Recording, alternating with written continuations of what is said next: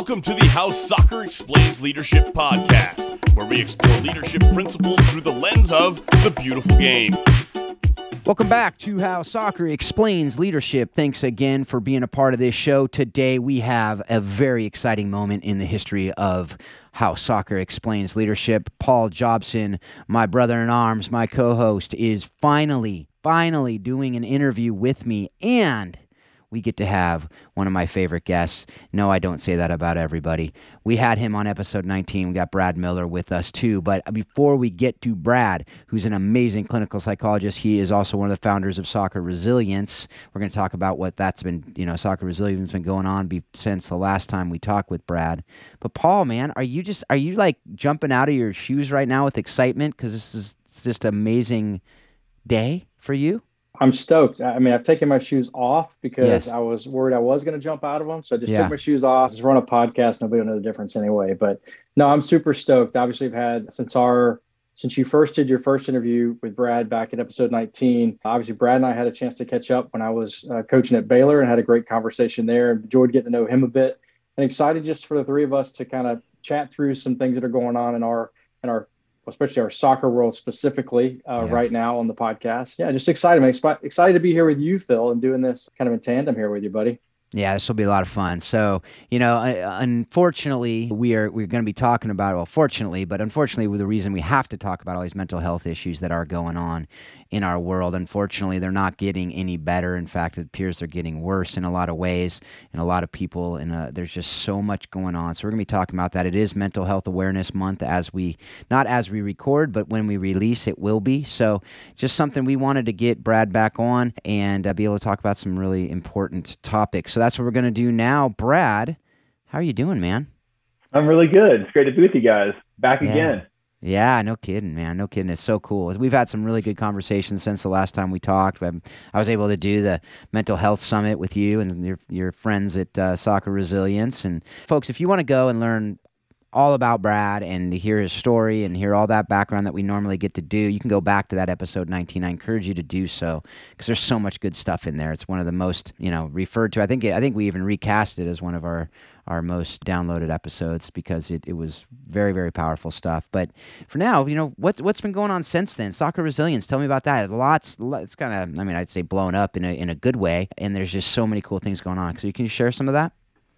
Yeah, thanks, Phil. So, it's been last time we talked, that we just continue to be really, really fortunate to have connected with more and more like-minded individuals. Our ambassadors has really grown. A lot of current pros in NWSL and MLS, some retired players, retired coaches, and just a really, strong group that really wants to help us in our mission. Our mission at Soccer Resilience is to train the most underutilized competitive edge in sports, the mind, to really elevate the mindset and the well-being of the players, coaches, people in the game. We've just been so fortunate. We've had some really great partnerships now that we've linked with people, making a really big impact in many ways. We've, grown more in the college game and some of the pro game and more youth clubs all over the country. And it's been so satisfying to really find a lot of people who really want to invest in the mental fitness and wellness of their players.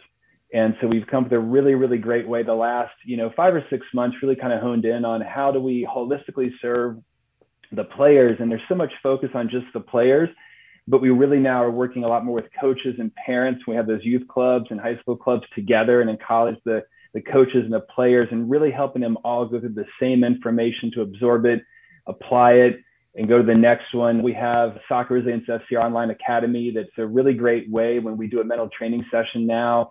We'll talk about issues and we'll talk about, sort of how to implement this, why it's so important, really to be engaging and kind of fun. And over Zoom can be a challenge, right? But we've gotten really good at kind of doing that. We have different pros who come in and talk about their experiences. And then we have this sort of mental fitness plan that they can do using our online academy in between those sessions. And it's really, really helped make an impact. And there's things we're going to talk about today, just, the mental health crisis we're in, especially with youth players, college players, and just so needed to help them navigate not just the challenges on the field, but really off the field. And that's a big, big part of us and one of our core values, where I'm sure we'll talk about this, is kind of just more than an athlete and better together. Really want to help those players, kind of help them off the field as well. Yeah, absolutely, man. And so one of the things I didn't get to talk to you about last time, and we've started asking a lot of, you talked about the purpose and the mission of Soccer Resilience, but I want to hear from you. Like, what is your why? What's your purpose? What's your, you have a purpose statement, or what's your why? Why do you do what you do? And how are you living that out every day? Yeah. So, I talked about kind of that first podcast, maybe just the brief is before I became a psychologist, I was a soccer player. I played at Wake Forest. I was a local kid. So it was a real dream come true for me. I was a very blue collar defender, was not technically, Paul, if Paul saw me, he'd be like, why is this guy here? Right. Cause I was like, no, I'd probably recruit you, Brad. I like the non-technical, hard-nosed blue collar defenders. So we're on the same page there, buddy. All right. So, so I had a lot of work to do and I was really ready and I grinded and I got, more playing time as things went on. But I had performance anxiety for the first time in my life and I didn't really know what to do with it. I never had it. I was a really confident youth player, didn't worry about playing time. And I just all of a sudden just got hyped. I worried about mistakes a lot. I was in my head a lot. Everything felt like it was crucial. Every passing drill, every one-on-one, I'd always look over to coach, see that good thing, or hopefully not see that bad thing. And I would just overthink things. Even when things went well, I would just be stuck in the negative. And I was embarrassed and ashamed. I felt weak and soft for having that performance anxiety. I didn't tell anybody. And I could grind, so I'd push it away, but it always came back. And I never really talked to anybody. And it totally affected my joy at times, performance and confidence. And, when I became a psychologist, I just really wanted to help youth players not go through what I did and learning all the tools and strategies that players can learn that can really make an impact, that aren't really difficult to learn. It just takes that consistency.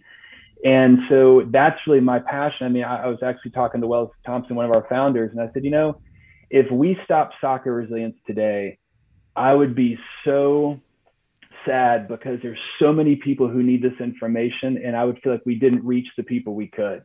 So I do. It pains me to think of the players who are going through all these struggles, who don't have the tools. And so we have just a nice way where sometimes a lot of teams, I don't want to go talk to a counselor, college players, I want to talk to a counselor, a pro, and we can give them information that can give them a lot of resources, tools, build a sense of community around it. So it's not just you, we all have these struggles. How can we all work together? And that's really my why is I don't want people to go through what I went through. And I'll tell you guys, truthfully, I beat myself up over it for a long time. And it wasn't really until about 3 or 4 years ago where I think something really, really clicked for me.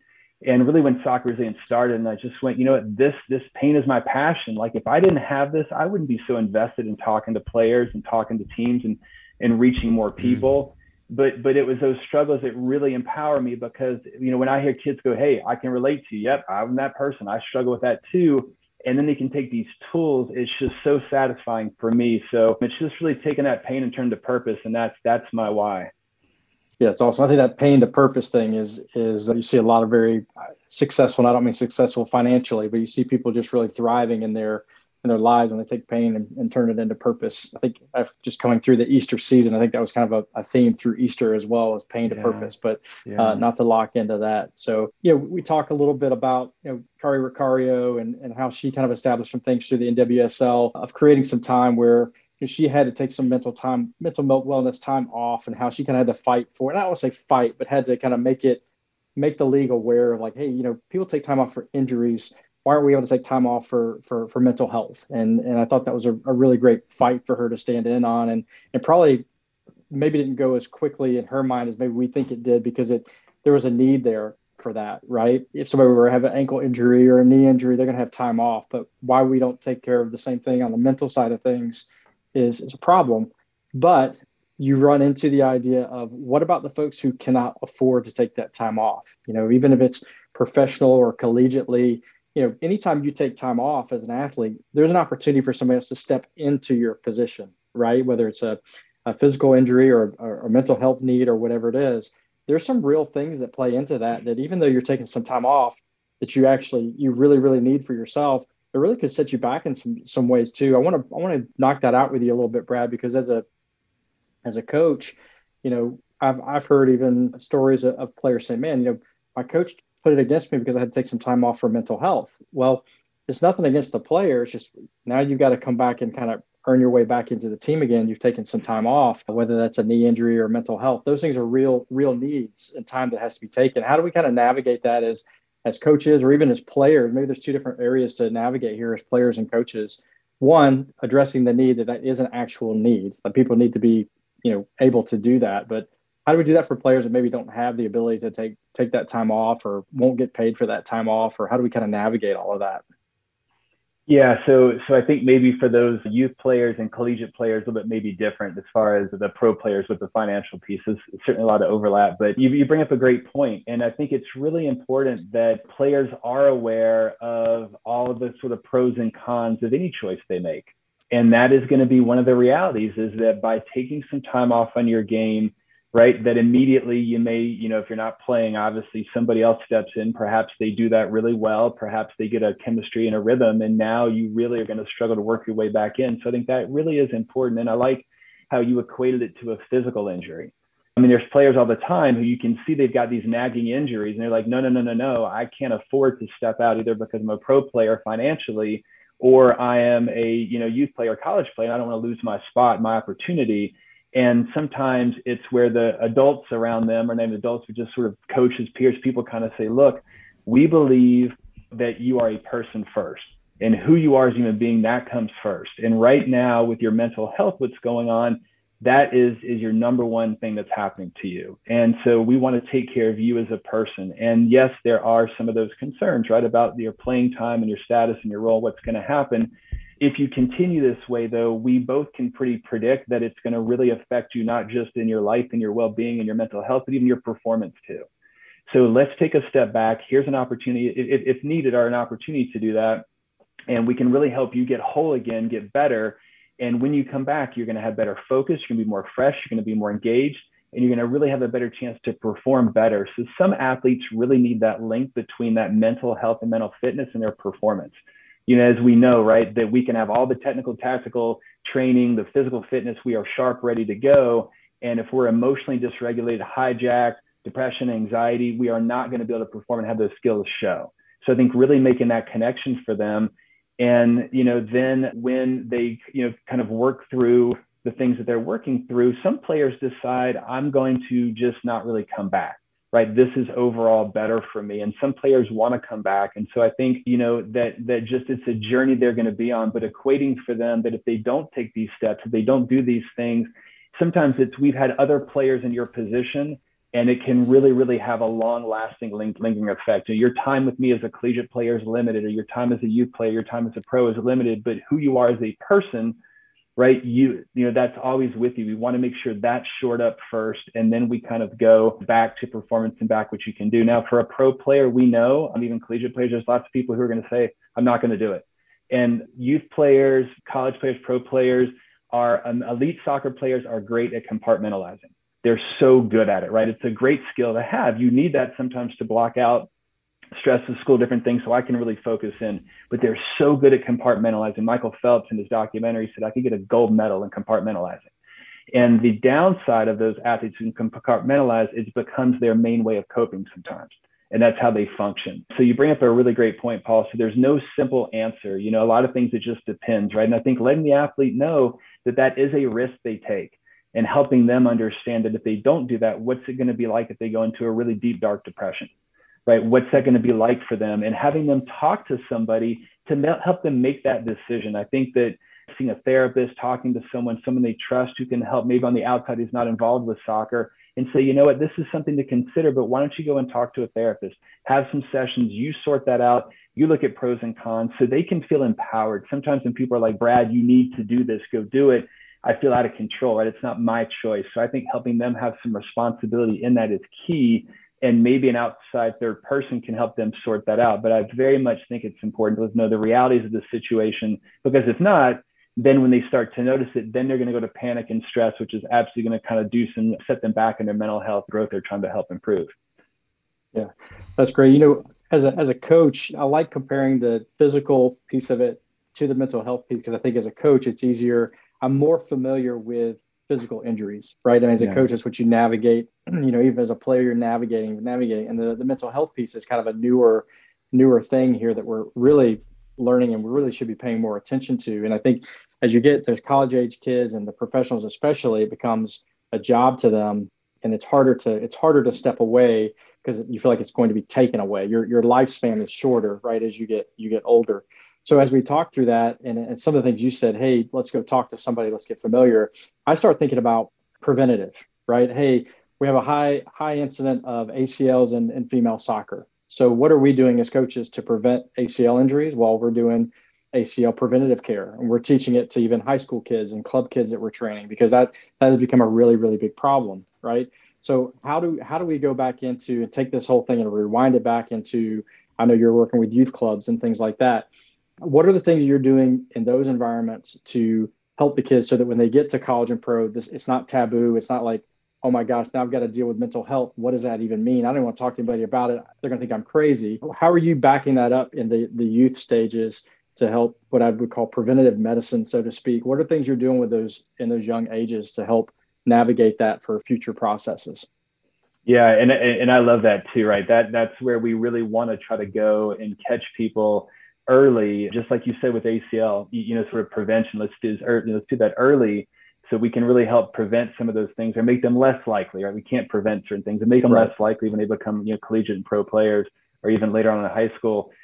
So a thing that we really do is that, one is that at just resources are really, really important, right? Helping information, knowledge, and those things, and a sense of community around mental fitness and around mental health is really key too. And so we try to bring both of those elements together. What I mean by that is that sometimes people feel isolated with their mental health. I'm kind of more stressed and more down and more anxious and more irritable, have a hard time sort of like turning my brain off at night. That a lot of times it's okay, go and talk to someone individually, which is enormously helpful. You have that privacy, confidentiality, trust, clinical psychologist. So I'm very much a big advocate. That's great. I also think that what we need is a sense of community around our mental fitness and our mental health, right? We need to really normalize that as something that we all have. We have physical health, we have mental health. And so what we will do at Soccer Resilience is that we talk to these youth players or talk to the teams we work with, and we really normalize and say, guys, these are all things we have. We have physical health, we have mental health. And so we're going to have struggles and challenges. And there's certain things as elite athletes that help you excel and do really, really well. And there are other things that being elite athletes, that perfectionism, that desire to do really high standards, expectations can really make things challenging. Everybody is going to struggle at different times. And the key is not fearing them and dreading them, but to really have a plan and predict them. So many times people are like, Phil and Paul, I just don't be nervous today. I got a big test. I just don't be nervous today. I have a big game. I just don't be nervous today, right? And we turn that fear into something gigantic. So of course we end up being afraid, and then the anxiety goes to the roof. We're in threat mode. So really helping players say, look, you're going to get nervous. You're going to get worried, whether it's a test, whether it's a game. You're going to feel down at times. You're going to experience times you don't feel very good about yourself. These are all things that happen. So don't dread and fear them, but you want to predict them, but then have a plan how to manage them. So we really give them that sort of understanding of the brain. As I talked about last time, that brain's negative bias, 80% of our daily thoughts are negative. Our brain is wired to go to the negative in the past, the present, and future. So we're so much more prone to anxiety and depression.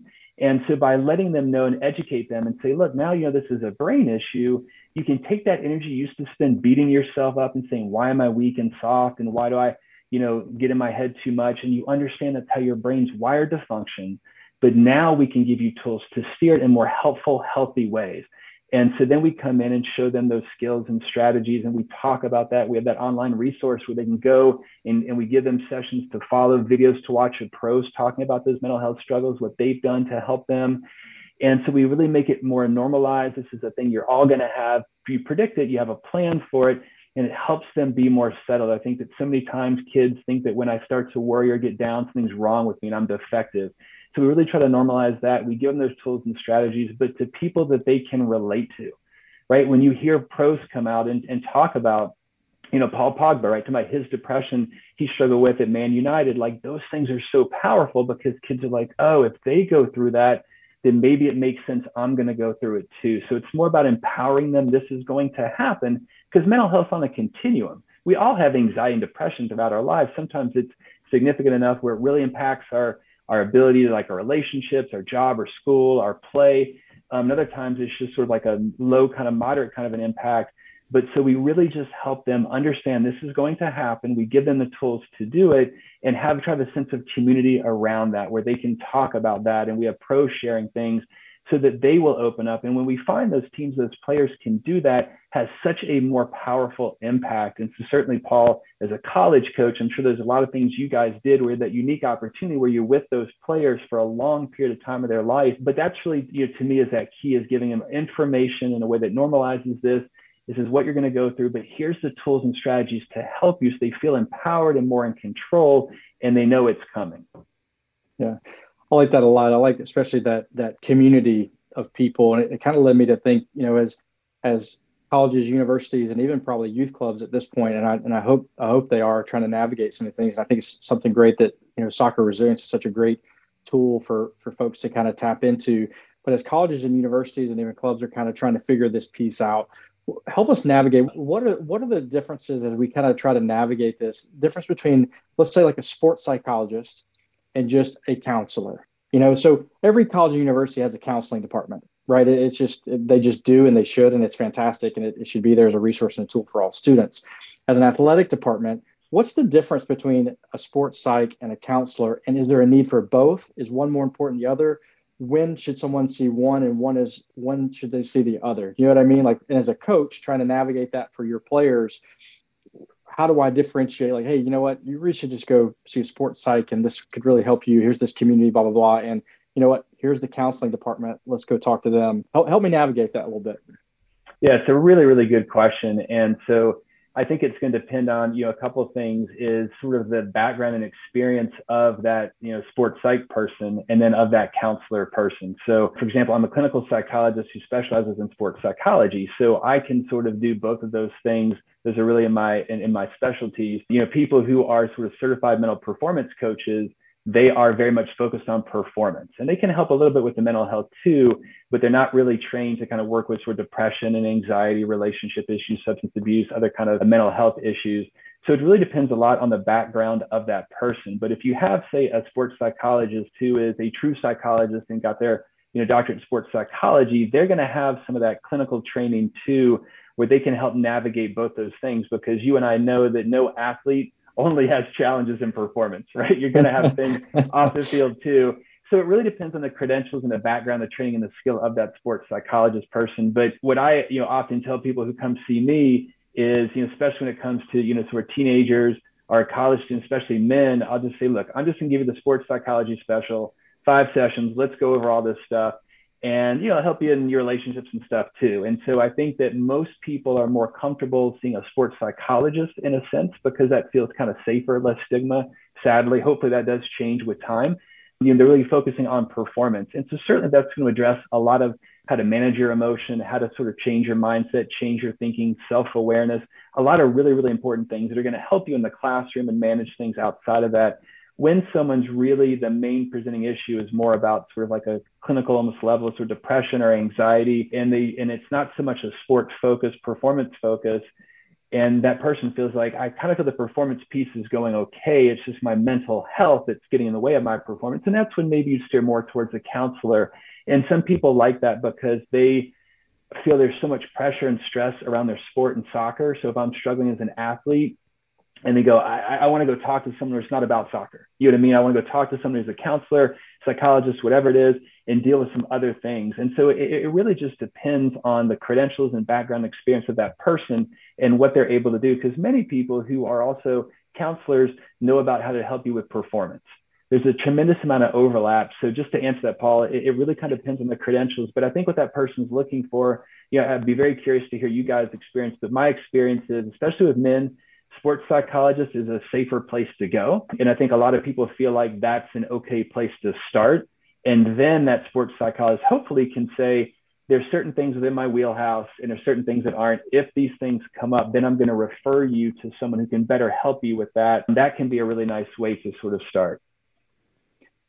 Yeah, I think that's been my experience. I think it was less, I hate to say less threatening, but it's almost less threatening that it's a sports psychologist. If that's just the phrase that's used, and a lot of it's about words, right? Words are powerful and words can be heavy, and titles can be as well. But I think that sports psychology title is a little more friendly to us for sure.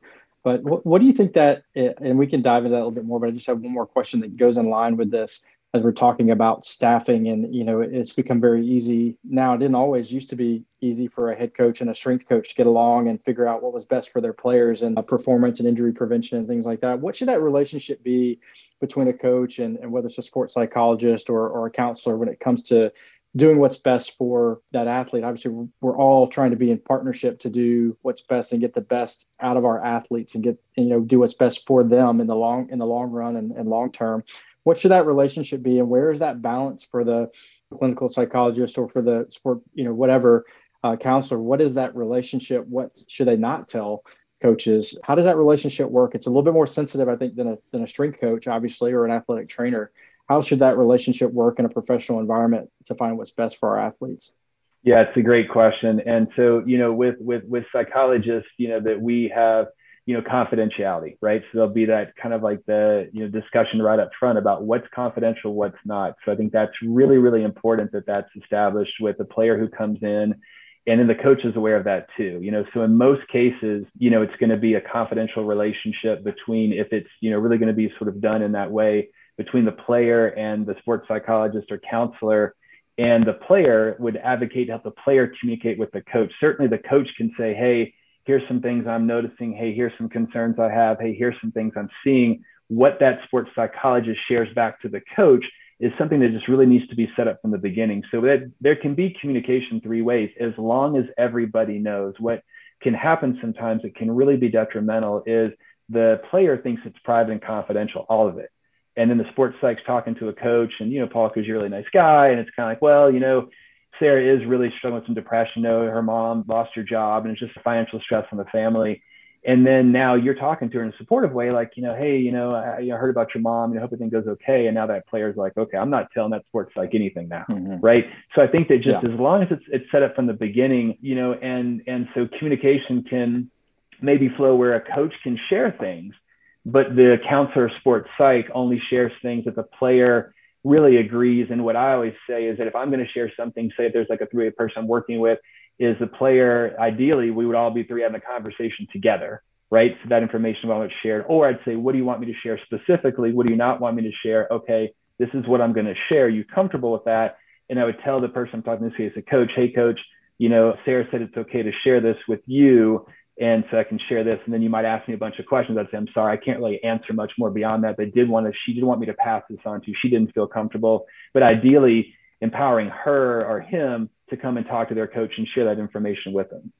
Yeah, and that actually makes me think of something too, is when Paul was just talking about that relationship, because, with, let's say, hypothetically, because this probably would never happen in reality. That's sarcasm, folks, for all of you out there who don't know me well. But let's say, with the concussions, oftentimes in American football, especially soccer and in global football, I don't think it's as regular with concussions because it's usually more obvious when they don't have a helmet on. But they'll often say, oh, they're fine. We need them for this game, so we're going to put them back out there. It's not right, shouldn't happen, but it does. So when it comes to this mental health, like concussion's a lot easier to see. Their eyes are rolled in the back of their head. They're wobbly. But oftentimes with mental health, it's not seen, right? It's under the surface. And so when you're coming to a coach and the player gives you the ability to do that and gives you permission, and you say to a coach, hey, they're really having some mental health issues, that if they go out there and there's something happens in a game, like it could push them over the edge or whatever, whatever that looks like. I don't know exactly what the conversation would look like. Have you seen coaches, or what do you know about that as far as the response from coaches? Because it's a lot of coaches, I imagine, would be like, well, they just got to get over it, because this is an important game, or these are important games, stretch of games coming up. We talked about a little bit earlier in the context of you don't have the luxury of taking time off. But what if you deem like they really need to, or else it could be really detrimental to the big picture? What does that look like in that conversation, especially since it really is, some of this is really brand new to some of these coaches. Some of them think it's a bunch of hogwash, and so what do you do with that? Yeah, again, it really just would go back to, it's so important for someone who goes and talks to someone, they know it's private and confidential, right? That's such a rare relationship to have where I can just tell you anything. And of course, there's certain things that maybe a psychologist need to report, but I can really just tell you anything. And it stays there. That's so freeing and so important, especially for college athletes or youth athletes or pro athletes. And so again, as a psychologist, unless they're really a danger to themselves or somebody else, I'm going to, protect that confidentiality. I might, of course, talk with the player and just say, well, let's take a look at it. How are you doing? What do you think it would be like for you if you went on the field? I have to go. If I don't go, coaches can play someone else and I'm going to lose my spot. It's going to be awful. Okay. So what happens if you choose to play and then it goes this way? And so really, again, I'm very much about empowering people to make those decisions for themselves. And so if a player makes a poor choice and says, I have to go, they're not really in a good mental place to do it. And then it doesn't go well for them. That's a lesson they're going to learn. That's a way to kind of come back and kind of talk about that. But for me as a psychologist, I'm not going to break confidentiality if they don't play, that person. And then as far as, if there's a different type of communication established, right, where the player says, I can talk with the coach freely, which is not really going to be typical, but let's just say it is, then certainly it's, letting the coach know, hey, they're in a really tough place. They're so worried about their spot. And the coach, again, if they're like Paul and they're kind of on board, they can help have those conversations to maybe make them make a better decision. If a coach is not on board, it's like, you either play for me or you don't. I don't want to hear reasons why. I've got 3 people waiting to jump in. Then that's the coach that's probably not going to be too beneficial to share that information. And if they're not playing well, the coach will take them out and then talk to that player after. So again, it's really just trying to empower the players, youth, college, pro, to think things through, to try to make a good decision. And like all of us, we make poor decisions sometimes, and to learn from that. So that confidentiality piece that helps that player have a place to go. And the downside is that sometimes information isn't going to get relayed that needs to, but that's part of that learning process. Yeah, absolutely. And and so a lot of what we've talked about will go into what this next question I have for you. And when we were talking before, when we were just talking about, hey, what can we talk about on this second interview, you shared with me an article written by Mariah Lee. She's a graduate of Stanford. She played soccer at Stanford. And it was in the wake of the tragic death of Katie Meyer and just all that's come out since then. And one of the things she talked about, she was talking about struggling with mental health issues herself. And she said this quote really stuck out to me, and I want you to just kind of dig into it a little bit. But she says, resources are great. And we've talked about a lot of resources on the show and in your last interview. But she said, resources are great. Resources, however, can only do so much if the underlying issues aren't addressed. Having another resource at my disposal wouldn't have changed my calculus grade, right? And I would say there's root causes to why she cares so much about her calculus grade, right? So what do you do with that, especially in the middle of a mental health, issues, a mental health crisis potentially? How do you go about addressing the root issues? Well, finding the root issues first, and then addressing the root issues with people who may not have a clue there aren't even any root issues.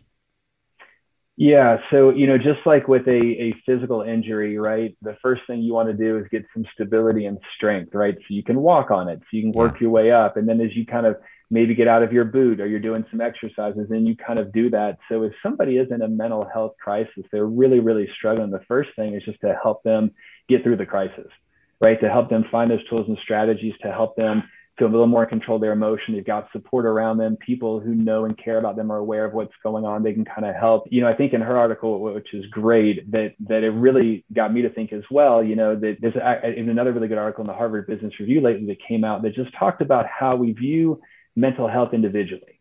And there's a lot of benefits, right? Because again, that one-on-one relationship, go talk to someone, that's great. But a lot of times it's like, here's a Calm app for you, right? Here's a Headspace app. Go read this article, or go do this. And if in isolation, that's what it is, sometimes people are left to feel even more isolated. I feel defected because I struggle with my anxiety. And so Paul and Phil were great. They told me to go get the Calm app and Headspace app, and I'm doing it, but I'm feeling disconnected, right? And my mental health sometimes makes me feel kind of that shame, like what's wrong with me? I'm defective and kind of disconnected. So a crucial part of really mental health is even just physical health is our connection to others. There's been a lot of studies about that if you have more connections to people, that's sometimes a better predictor of your longevity and health and sort of heart disease and lots of other things.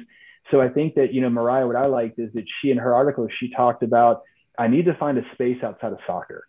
I felt like my value was how I performed in soccer, how I performed in the classroom. If those two things were struggling, I felt like I didn't really have value. She was like, so I learned that that's really more my role. It's not who I am. And so she joined a choir and she felt connected and she felt accepted. She was, I could just be. I didn't have to perform and be on and do things at high levels. I could just be me, and people embraced me and they accepted me. And I felt a sense of community. And that sense of community is so important for our mental health. So I think that what can be, so again, resources are very, very important. We need those access to that. In addition to that, if you have an environment, especially let's take a college environment, Paul, I'd be very curious to hear your thoughts. But if we have a college environment where, or maybe Paul, for you in high school, or Phil with high school, if we know that this is something we talk about, right? That it's a discussion, that it's the leadership council, the captains, if it's a coach, would be amazing to have a coach lead from the front and say, hey, mental health is a struggle. It's going to be something that affects all of us at times of our lives. It's already affected you guys. It can affect you again. And here's how it affected me as a player, or maybe even off the field.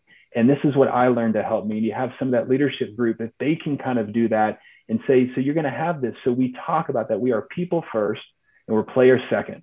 So when we're struggling, we connect, we talk to each other, we help each other. And yes, sometimes we'll guide you towards those places of a sports psych or kind of a counselor, but you've got a sense of community. If we feel like mental health is a sense of community, I don't feel that shame and isolation. I feel connected. And if I can feel connected when I'm going through a struggle, it really helps empowerment. It's a big, big resiliency factor. So I think that from Mariah in that article, that was what really helped her, a sense of community. And in this case, it was off the field, right? A sense of community outside. And having that balance is crucial for players. We often think I've got to just make everything's got to be soccer, soccer, soccer, soccer. And to have an activity and things outside of it where I can just be, I can be myself, I can be goofy, I can be funny, I can whatever it is, no pressure to perform. That's so crucial. But if we can have a soccer community where a team is established, that we talk about mental fitness. And, one way that I like to do that is that if we can have like a mental fitness partner, somebody that we say, okay, so Phil would be like you and me together. All right. So every practice, one thing we do is check in. It's like, hey, Phil, where you at 1 to 10 mental fitness? I'm at like a 3 today.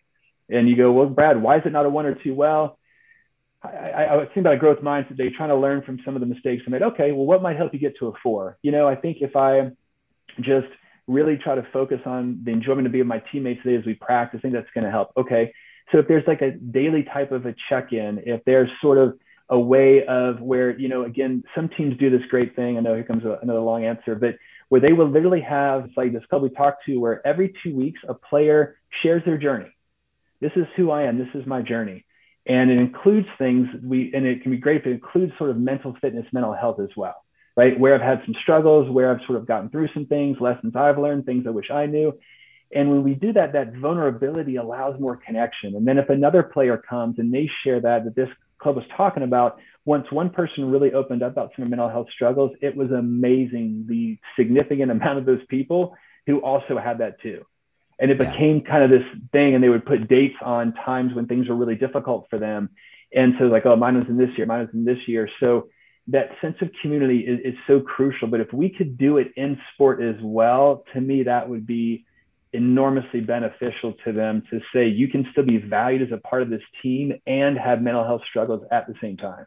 Yeah, absolutely. And what you were talking about there, and what Mariah talked about in her article as well, was having relationships with adults. She said you can go through all of college and not have any relationship with adults. And one of the things that we talk a lot about, particularly in the church, is the idea of identity and people speaking truth into you, of older, elders, basically, that aren't your parents, is so critical for the growth in understanding and knowing your identity. And so to have that is something that is also another thing that is critical in relationship. People who know you and you're known by them, right? That's what people want, is to be known and to be understood. And so to know people who care about you, who don't care how you perform on the field, don't care what your grades are. They just love you for who you are.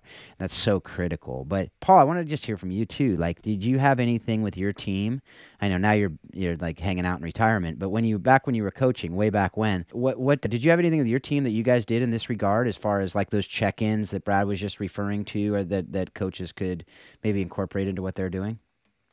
I think that, Baylor was, I don't know if we're on the forefront or not, but I think that Baylor was doing their best to have counselors available that were sports psychologists. And unfortunately, there just weren't enough of them. I think we had one at one point for all 430 athletes. It's just not enough. And then all of a sudden there was 2. We just doubled our counseling department, but there's still 430 athletes, still not enough. But I think what they did a good job of was going around to the coaches that were, on board with it, and trying to educate us coaches of how we can best navigate and how we can have somewhat of an inclusive environment with everybody. And of course, we were navigating everything through those years of, race relations and COVID and things that were pulling us apart, where we actually, like you're saying, Brad, we need a community. We need to come more together during those times.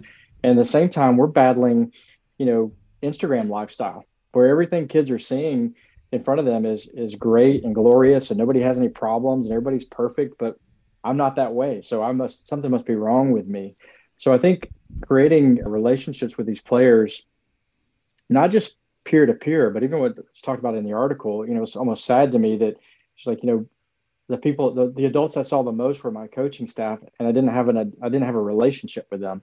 That's so foreign to me that as a coach and player, and that could just be a one-off. I'm sure that's not the deal with everybody, but I'm sure the players that get missed in the shuffle of not having a relationship. But you hope you build a staff, and we've talked about building staffs, Phil, that hopefully there's someone on the staff that can relate with everybody on the team, that there's an adult relationship there somehow that we can help pour into these kids and model what a relationship looks like, right? And whether that's me bringing my wife into the team or my kids being around, what does family look like? Like, let's get off of our phones and our fake world that's out there and dive into real life here. And Brad, I like what you said there too about, them having time to share what's going on in their life and be real with each other. We had our kids would have a pregame devotional every week, and someone would share, and coaches weren't in on that. That was just the kids. And I just could hear stories of things that were shared, but it made life, it was easier for kids to navigate life, hearing the stories of some of their current players, of things that they went through,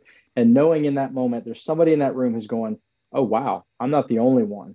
And all of a sudden there's a little bit of momentum there from that player. Like, okay, I value that person. I respect that person. I look up to that person, and they've been through that. Okay, I'm going to be okay. So I think that sharing piece, Brad, that community, and we keep coming back to like community and relationship and talking. And, these are just core key things of, I think, human life, of community, that we're built to do these things together, not by ourselves. And I think we have this false sense of doing life with people because we have our phones in front of us and we're not doing life. It's fake. So for me, in my experience, it was, hey, let's put these things away. Let's have real intentional conversations. Let's have one-on-one coffee dates with our teammates. Let's have weekly meetings with our coaches. Let's build relationship. And we didn't have it right. It wasn't perfect. We had, a lot of players who dealt with mental health issues. It's just the nature of who we are now. But I think we were doing a decent job of at least trying to facilitate the right way to help them navigate those certain things as we would help them navigate an ankle injury or a knee injury. Mm-hmm. There are so many other things that, I think we were learning from others. I think as coaches, we need to build that community too. I think when the coaches get left out in the dark here a lot of, like, as a coach in my little silo at my school, I'm dealing with this thing and I feel like nobody else is. And you isolate yourself because you feel like, well, if I let everybody know that I'm dealing with that, I look like a failure as a coach. Well, in reality is 99% of the coaches are dealing with the same thing. We as coaches, and I think we have a lot of coaches that listen to our podcast, we need to communicate better also and share things with each other, not just to help us as coaches, but to help our athletes navigate these things too. Yeah, absolutely. And that actually reminds me of another thing I wanted to talk to you, Brad, about was you both have mentioned a lot of things that, can come up, a lot of issues that, players can be having, but one of the, I don't know if it's implicit in what we've been talking about, but is that the players are willing to talk. The players are willing to come forward and say, I have an issue, or they make it clear that they have an issue in some way. But what about those players that are disconnected? They're not understanding that they even have an issue, but you as a coach, how do you recommend for coaches to be able to identify it? Because it's with a sprained ankle, it's easy. They're limping. But there's a lot of players who will fake like they're not hurt, because they'll try to play it off, like, because they don't want to lose their spot either, so they'll try to play through a sprained ankle. I had many players, like I had a girl who knocked her head on the ground so many times, she was like wobbly. She goes, I'm fine. I go, no, you're not. Get out of here. You're not playing. But hey, there's a bone sticking out of your leg. You're right. You need to come off the field. Right. No, Exactly. I'm good. I'm good. It's just a flesh wound. Exactly. Well, look at that. We're on the same page. So, but or if somebody is not wanting to talk to professionals, right? Like, we talked a little bit about that, to have those relationships with coaches and stuff. But how can you as a coach, as we talk about, this is about leadership, right? So as a leader, which coaches are, whether you like it or not, coaches, you're leaders of all these people, how do you lead them into understanding? And we talked about it a little bit as far as it's normal and stuff, but what if they're just like, I'm not going to do it, I don't want to? How can you enter into that as the coach to encourage that, to be able to talk with someone about it? Yeah, so I think, all of us need to know what's the benefit, right? How do you get buy-in from someone? And so I think that some coaches, like you guys, are going to be very invested in the person as well as the player. And so, talking about the benefits of mental fitness, that sort of preventative, proactive way to help them have some resiliency. So when they go through maybe bigger things and have more struggles, they have those tools to maybe navigate it a little bit better. So I think that that's part of it. I think that, the buy-in also is that if you want your players to perform to their potential and you want to be the coach who can help that player go from here to here over the course of the season, their mental fitness is crucial, right? Without it, they are not going to be able to be their best selves. They're not going to be able to really have that optimal sort of performance and grow in the way that they can. So I think wherever trying to reach that coach and whatever's their most appealing to them, if that's about performance, if it's about the person, if it's kind of both, but really kind of breaking it down for them, that as I kind of talked about, right? You can go through all the tactical, technical, physical training, get them all ready to go. Those big pressure, high pressure moments, big games, right? They can get emotionally hijacked and they're not going to have that.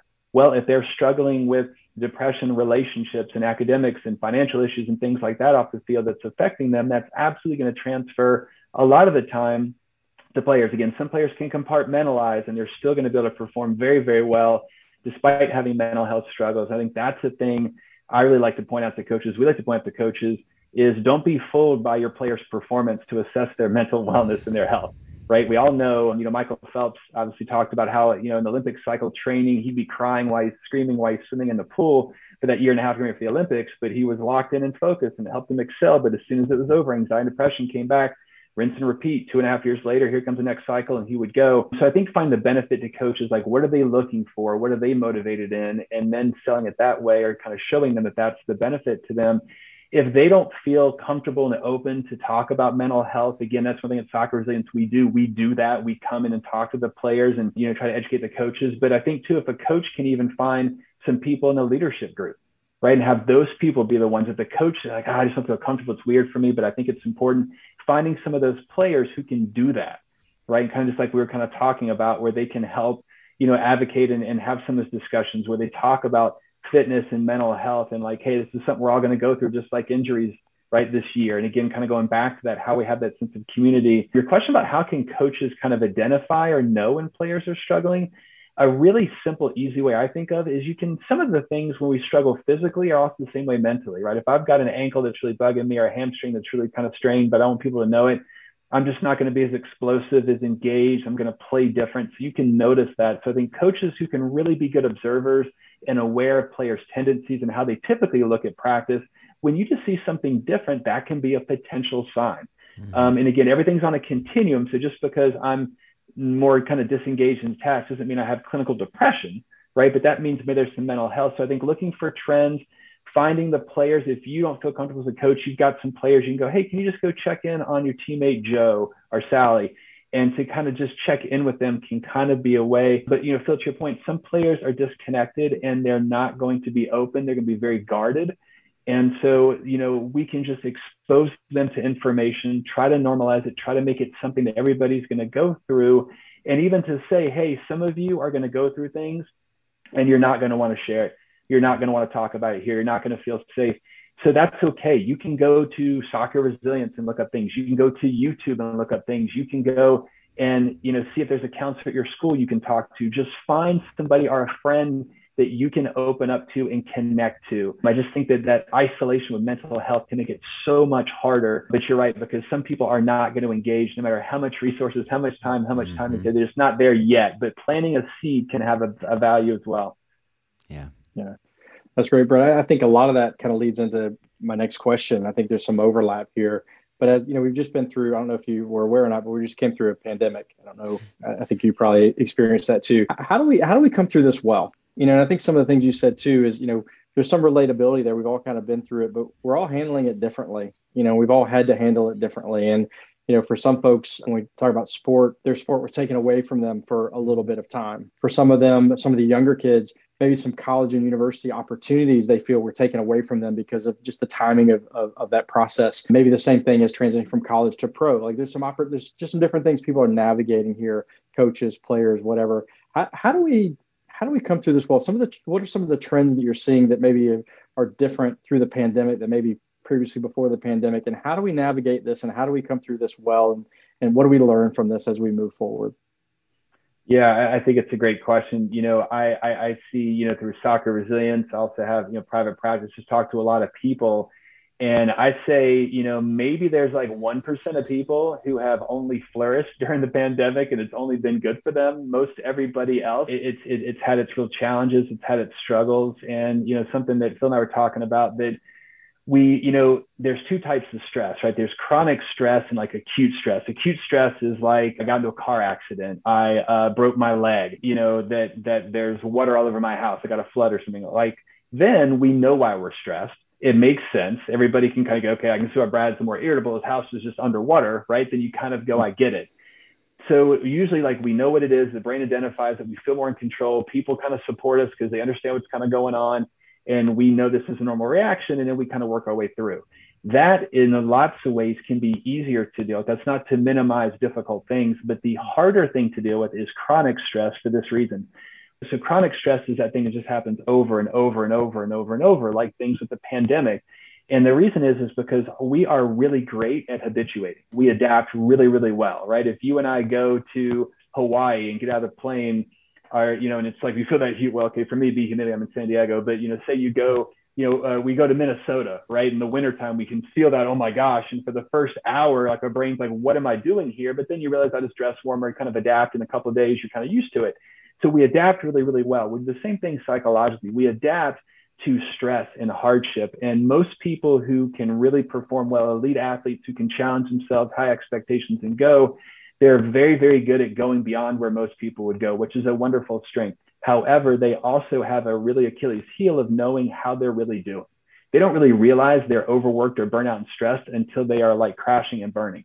Other people would call it much earlier and pull back and not go as far, but they can have sometimes more longevity. So in chronic stress, we don't really notice where our stress level is. I mean, how many times have you guys noticed just things are busy, hectic, and you think like you're doing, it's stressful, I'm kind of doing okay. And then you have this really strong overreaction to something small and go, oh my gosh, why did I do that? It's like, oh, I guess I'm really stressed. Well, so I think this chronic stress, people don't realize how the toll it's taken. And what it really does is this front part of our brain, the executive functioning part, it's just like our boss. It kind of tells us what to do, manages emotion. It kind of tells us like what's on the agenda, being on time, organizing things, being able to see sort of balance, not just sort of impulsive, make a decision, stop and think. That part is compromised. And when it is worn down, we don't manage our emotion as well. We get stuck in the negative more. We have a harder time pushing ourselves to do things. We have a hard time getting started. I know a bunch of people who are like, man, brushing my teeth now is a chore. Before the pandemic, it was like automatic, but now it's a chore. Are doing things. That isolation has caused a lot of people to have more social anxiety who already had it. And some people now have social anxiety they didn't really have before. So being around people is more draining. Going out and doing things is more draining. And so I think just being aware that even though things are getting better and, we can maybe kind of this up and down cycle, but things are getting better, there's a lingering effect. We think that when the stress lessens, we function optimally. Now I'm just going to soar, right? But what really happens is we're so worn down. That's sometimes when we struggle most. It's like the brain knows when we're kind of safe. It's like for finals, right? If you guys remember back in the day, cram, go through your finals, and all of a sudden you're done, and then you're sick, right? For like 5 days. Or you go on vacation, and the first day and a half, you're just sick because your body is like, okay, now it's safe, we can relax, and now you get the cost of all that extra work you've been putting on ourselves. So chronic stress is so hard because we don't identify it quickly. So then we think we're defective. The brain wants to know what's the solution for why I'm struggling to focus, to concentrate, to stick with things, to get started on things. And if I can't find an answer, the brain's like, well, it must be you, Brad. So now I feel bad about myself. My self-esteem drops, which goes into more depression and more anxiety and kind of gets a vicious circle. So I think a very important thing to help everybody is to realize that this is how brains function under chronic stress. And then we need to start taking some active steps to take better care of ourselves. right? If our physical health was compromised, we would do things to help it get better. We'd eat better food, we'd get better sleep, right? We'd exercise more. If our mental health has been taxed and drained and we're just not functioning as well, then those kind of self-care things become even more crucial in addition to being a community. So I need to really start practicing meditation more, doing deep breathing more, or doing mindfulness walks, or, using some breathing techniques to kind of clear my mind. I need to make sure I'm getting, better sleep. I need to make sure I'm connecting with people. What's my sense of community today? Besides being on Instagram or social media, whatever it may be, it's like, how did I connect with people? So I think just letting people know that it's normal to have these, where you're not functioning as well. It's not about you being defective. It's just maybe some of that chronic stress, but here's some tools and strategies that can help you, and you're not alone. There's a lot of other people going through this. And so here's what we know can help. And why don't you try some of these and see what might work for you? Yeah, man, there's so much there. I mean, one of the things you said there kind of gave me a little PTSD, not to joke around about things, but I guess I just did. So sorry about that, folks. But my wife she got sick right after our wedding, like on our first 3 days of our honeymoon. So it's just like, it just was, right? I mean, that's the reality. My daughter just came home from Mexico. She went down there on a mission trip. She had she was feeling sick, worn down. The adrenaline wears off, right? The adrenaline of dealing with chronic stress, like you just talked about. Absolutely. No, for sure. And that's the stressors on our body. It's amazing how the body will just be able to function, but it can't do that. It's going to crash at some point, right? And so that goes for all that stuff. Absolutely. Man, I wish we could go on and on and on. We could talk for hours as we know we can, because we have. But we're gonna wrap it up here, bring it to a close. Before we ask the last question, just to give you a chance to share any resources. We talked about resources; they're a good thing. Any books or any other podcasts or any other things that you want to share with people. How can people connect with you and Soccer Resilience? Yeah, so you can go to a great place to start is our landing page, soccerresilience.com. We have a lot of information about our team, our services, our online academy, how you can kind of connect. If you want to reach out to me through email to Dr. Brad Miller at soccerresilience.com. I'm happy to answer any questions or just kind of thoughts you have. We have a Soccer Resilience YouTube channel that's free, that has a lot of really good information about how to handle the pandemic, about how the brain affects us, about ways to navigate stress and how to help us with performance, how to help parents help their kids manage grit, lots of different things. That can be a really useful tool. I mean, you can find some things on our social media as well. Some books, I think I probably mentioned this before, but some ones that I really love that I think are so helpful. If I had one book to recommend, it would absolutely be Carol Dweck's Growth Mindset. You guys talk about that a lot. It has changed my life when I read it, as a parent, as a coach, as a psychologist, as a person. So many things in there to me lay the foundation for mental fitness and mental health, right? To just really reminds us to be open to strategies, right? It's that hard work plus strategies. We've got to be open to strategies if we want to grow in our technical game, our tactical game, and our physical health, but also our mental fitness. And in my experience, that's the toughest part for a lot of elite athletes, is to be open to doing things that are kind of feel weird and strange. And a lot of mental fitness and mental health things can feel strange. Like you talked about, Paul, with your, gratitude, right? The players writing down 3 things you're grateful for in preseason. It can kind of seem hokey, but it really shifts how your brain starts to view things in a more balanced way. And you notice things that you're more grateful for than just what is going wrong. So, a book, Mindset, would be one. Another book that I love for those people who really like stories of resilience to inspire them is David and Goliath, Malcolm Gladwell. It's such an awesome book talking about struggles people have that typically would make life harder, but these people found a way to make it an advantage. I love that story. And those would be two of my favorite books to really kind of recommend. I appreciate that. Yeah, I love both those books. Fantastic. David and Goliath has so many great stories in it on that note. So thanks again, Brad. Thank you for being a part of this show. Paul, do you have any final parting words for Brad as we finish up? No, man, Brad, I've always benefit from our conversations and the podcast that you've done, and just really always gain a ton of knowledge. You're so knowledgeable about what you're talking about, and the way you go about what you do just fits into what we try to do here at How Soccer Explains Leadership, and just appreciate what you're doing, why you do it, and just the benefits that we're seeing from the work that you're doing through Soccer Resilience. Just really, really appreciate it. Well, thank you both very much. I respect and admire you guys a lot in what you're doing. And it's so inspiring to see coaches like you guys, who have that perspective and the things that you share, and keep sharing it with more and more coaches, right? The more and more people who can kind of understand these things and learn these things, we really can make a really big shift in our culture. So let's all keep at it. Absolutely. Love doing it with you. Love doing it with you, brother. And so folks, with that, we definitely want to just wrap up this show to remind you, if you want to get involved deeper with How Soccer Explains Leadership, you can do so on our Facebook group. You can also do so by just connecting with us, info@howsoccerexplainsleadership.com. If you want to get in touch with Paul and find out more about what they're doing with Warrior Way Soccer, you can do so at warriorwaysoccer.com. And if you want to learn more about and sign up for now, because we have launched the Coaching the Bigger Game program, you can do so at coachingthebiggergame.com. So with all that, folks, we hope that you're taking all that you're learning from this show. And as always, we hope that you're taking it to help you be a better parent, a better spouse, a better leader, a better friend, just better in your communities, and continually reminding yourself that soccer does explain life and leadership. Thanks a lot. Have a great week.